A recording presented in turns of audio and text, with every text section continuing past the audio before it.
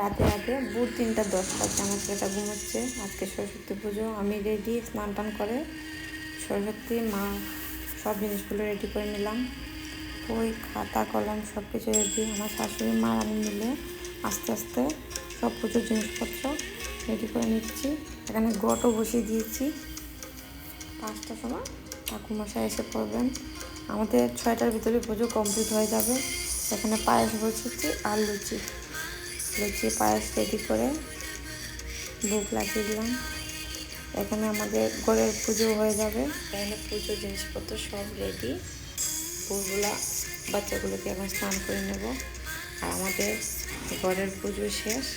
এখন বাজে 5:05, দেখাই যাচ্ছে এখানে।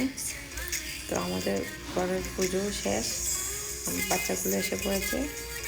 আস্তে আস্তে এখন যজ্ঞ হবে, তারপরে অঞ্জলি হবে। এখানে হাতে করে দেওয়া হবে।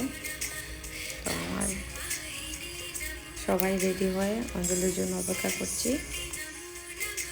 আর ছোট্ট ছেলে যা হাতে করে হবে, প্রথমে পাতেলের মুখের মধ্যে, তারপরে স্লেটের মধ্যে লিখবে।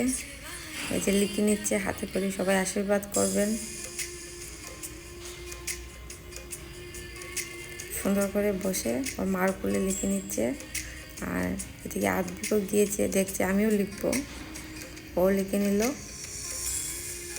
তারপরে আমরা সবাই অঞ্জলি দিয়ে দিলাম। আবৃত্তি ওর নাম লিখছে। পুজো শেষ, তারপরে পাঁচালি পরে পুজো শেষ করে নিলাম। জয় মা সরস্বতী।